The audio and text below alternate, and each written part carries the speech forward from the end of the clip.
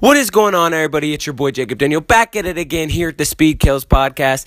Now today we are going over a Superflex PPR draft that I did. This is actually my main league, so we're going to get over it today. My bad on not posting for a while, so let's get into it. Alright, this is my main league, and I had the third overall pick. I had the opportunity to switch to the second or first pick, but I decided to stay at the third pick, so let's get into it. Alright, round one, pick number 3. David Johnson was off the board. Le'Veon Bell was off the board. So I went, of course, the number one wide receiver off the board, Antonio Brown. You know why? This is the natural third pick with Zeke being out. Zeke's suspension might go down, but I still think Antonio Brown's a really safe option. He's going to give you wide receiver 1 numbers all the time. I really like this pick. I think this was the most logical pick for me. So, yeah, I started off with a wide receiver. All right, round 2. When I rolled around, I ended up going wide receiver. With the 18th pick in the draft, I went Michael Thomas of the New Orleans Saints.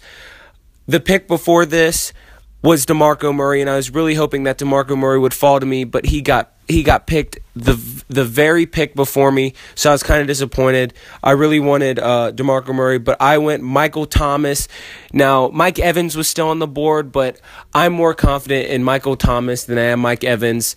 Michael Thomas, you know, that explosive offense that New Orleans has. He's the number one wide receiver for sure. He had wide receiver 1 numbers last year with Brandon Cooks, and they lost some targets with Brandon Cooks leaving and all that. So I went wide receiver, and I picked Michael Thomas of the New Orleans Saints. I like this pick.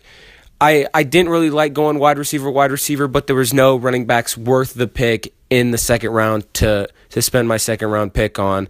I still wish DeMarco Murray fell to me, but I ended up going Michael Thomas. All right, third round rolls around with the 23rd pick of the draft. I went Isaiah Crowell of the Cleveland Browns. Yes, I went running back in the third round. I felt like I just needed to go running back, cement that running back 1. I don't think Isaiah Crowell is a running back 1, but he has the potential to have running back 1 numbers. He is a solid running back 2. Honestly, the next tier, this is one of the guys that I really liked. I've talked about him before on the channel. And I think the situation in Cleveland just keeps getting better and better. DeShone Kizer was named the starter. I think that was the best decision for them. I don't think they're going to be as bad as they were last year, and I think they're going to get a lot better. I think they're going to surprise all of us, which means they won't be in negative game scripts as much, and they will be able to run the ball. Hugh Jackson wants to run the ball, and they're going to give it to this guy. I like Isaiah Crowell in the third round. I thought it was a very good value. All right, fourth round with the 39th pick. In the absolute steal, I picked Rob Gronkowski. I just think Gronk was just an absolute steal in the fourth round. Actually, Travis Kelce went in the third round, and Gronk went. I decided if Gronk was going to be there in the fourth round that I was 100% going to take him. I really like taking him in the fourth round because I think he's the only tight end worth out of the top 5 tight ends to really take early, and plus I didn't have to worry about a tight end late. And I don't know if he'll play 16 games, but when he does play, he's going to give you beyond. You basically have another wide receiver on your roster, and he's going to just blow up. I really have confidence in Gronk this year, especially with the value of the fourth round. I was so happy getting him here. I love him at this spot. All right, round 5. Pick number 43, I went running back again with Ty Montgomery of the Green Bay Packers. Now, earlier on in draft season, I did not like Ty Montgomery. I didn't think that he had the chops to be a legit running back or running back 2 in fantasy football, but I've come around on Ty Montgomery. He is on one of the most or better offenses in the league, especially a really good pass offense, and especially in a PPR format, he's going to give you at least steady running back 2 numbers, and he will have the potential to be a running back 1, especially with how much they pass the ball. And I really think that he is the number 1 guy with the Green Bay Packers. I don't think Jamal Williams has the chops to start over him. Not only can he catch, but he can run as well. I like Ty Montgomery in the 5th round. There wasn't really anyone else that I was thinking about picking in this round, like before or there. Like I thought he was the most logical pick right here, but I really like this pick. All right, round 6 with the 59th pick, I went wide receiver Michael Crabtree. In this round, Demaryius Thomas got picked before him. Larry Fitzgerald got picked before him. I probably would have went Demaryius Thomas before I went Michael Crabtree. Larry Fitzgerald was in my mind, but I decided to go with Michael Crabtree. And Michael Crabtree is one of their most red zone targets for the Raiders. I really like Michael Crabtree. I thought he was a good pick. Now, this is my 3rd receiver in 6 rounds, which is good, but I still don't continue to not see any good running backs worth the value in the top 6 rounds besides the 2 that I got. I really like this pick. He's a red zone threat. He will get you those catches. I think I have more confidence in Michael Crabtree than I do Amari Cooper, so I picked Michael Crabtree in the 6th round. I like that pick. All right, round 7. At the end of the 6th round, Russell Wilson, Andy Dalton got picked, which was kind of disappointing on my part because I kind of wanted to draft Andy Dalton. I thought Andy Dalton would go later than the 9th round, but teams in my league decided to draft him. All right, in the 7th round with the 63rd pick, I went Amir Abdullah, running back for the Detroit Lions. He is the clear number 1 there, even with Theo Riddick there as the pass-catching back. Amir Abdullah will still catch passes out of the backfield, still will have good numbers. He had a really good preseason. I have confidence in him. Recency bias says that he's injury-prone, but I do not believe that. I really think he could put up good running back numbers. Just another depth play with the running back position. And in the 7th round, quarterbacks went. Matthew Stafford went. Dak Prescott went again. Marcus Mariota went. Quarterbacks were flying off the board quite quick. And in round 8 to come, Jameis Winston, Andrew Luck, Cam Newton, Phillip Rivers all went off the board. So I didn't really predict the quarterback run as I should have. I went really late on a quarterback. But in the 8th round, I went Joe Mixon of the Cincinnati Bengals. Now, I have multiple videos on Joe Mixon on this channel. Go check them out if you want to. But I just thought in the 8th round, with the value of him could being the number 1 later on in the season, and I still believe he will be fantasy relevant even when he doesn't start or isn't the number 1. In the preseason, it was him and Jeremy Hill with first-team reps, so I think, and especially with Jeremy Hill being injured with the ankle, I don't think they're going to use Jeremy Hill as much with the of injury, so I think that they'll use him more.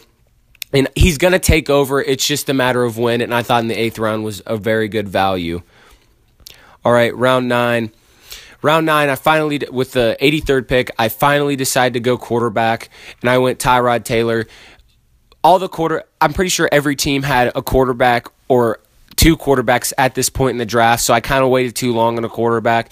He was the best one available, so I had to take him. Tyrod Taylor in the 9th round. I mean, this is a Superflex league, so you need 2 quarterbacks. When I was drafting, I didn't realize he had a concussion. I wasn't staying up with my news, but I picked him in the 9th round. Probably shouldn't have. Probably waited a little longer, but I was scared because everyone else was picking up quarterbacks, and I didn't want to be left without a quarterback. So I went with him in the 9th round. All right. In the 10th round of the 98th pick, I went Terrence West of the Baltimore Ravens. Now, Danny Woodhead went, I think, 3 or 4 rounds before this. Terrence West is the starter. Isn't the pass really? He can catch passes, but isn't the pass catching back compared to Danny Woodhead. But he's still the number 1 in this offense. That's why I picked Terrence West. More depth at the running back position for this fantasy team. All right, round 11 with the 103rd pick, I went Devontae Parker. Now, ever since Jay Cutler has got there, Jay Cutler even said that Devontae Parker is just a bigger, more athletic Alshon Jeffrey. And we saw what Jay Cutler could do with Adam Gase and Alshon Jeffrey, and I think Devontae Parker is going to become that number one receiver for Cutler. I really like this pick. Devontae Parker actually went before Jarvis Landry, I'm pretty sure. But I like this pick. Other picks that I was thinking about in this round, Stephon Diggs was still available. Mike Gillislee was still available. But I wasn't sure on picking them, so I had to go Devontae Parker. I really like this guy this year. All right, round number 12. With the 118th pick, I went Tyrell Williams of the Los Angeles Chargers. Picks that I was thinking about going in this round was Adam Thielen and Darren McFadden, but they went 4 or 5 picks before I could pick them. So I went Tyrell Williams. I think he's the forgotten receiver in the Chargers offense. I don't believe that. I think he has the possibility to be a solid wide receiver too. Now, he was in my players that could win you a fantasy season or the players with great upside. I really like Tyrell Williams. That's why I went him. All right, 13th round with the 123rd pick, I went Joe Flacco, QB of the Baltimore Ravens. In another situation where I didn't know, I forgot that he was hurt with his back, but he's expected to return week 1. I really hope he is. If not, then I'll have to start one of the 2 quarterbacks at quarterback and start someone else at the Superflex position. All right. Round 14, people started going defenses, which I was baffled by. People in my league, they were picking defensive players and defenses earlier in the rounds, which I thought was very dumb. To describe my league, I didn't do that at the beginning of the video. It's a 10-team Superflex PPR league with a defensive player. So that's why when I will show you the draft and who was picked while I'm talking, that's why there's defensive players being drafted. All right, 14th round with the 138th pick, I went Ted Ginn Jr. of the New Orleans Saints, and especially with Willie Snead out those first 3 games, I believe that Ted Ginn Jr. will be very fantasy relevant. He's going to be their deep threat, and he's going to be kind of a boomer bust, but I still like the pick. He's an extreme value here in the 14th round. I really like Ted Ginn Jr. All right, round 15, I just went defense. I picked New York Giants. I'm going to drop them and pick up Buffalo because Buffalo is playing the New York Jets, and New York is playing the New England Patriots. So I decided to drop them. Round 16, I went Bobby Wagner for my defensive player, and then round 17, I went Steven Hauschka as my kicker. All right, that's it. That's all I got for you guys today. My name's Jacob Daniel here at the Speed Kills Podcast. My name for this fantasy league is just Team Daniel. Shout out what you think of my draft and what you think my name should be. Comment down below what you think my name should be and how I did in the draft. All right, that's all I got. Peace.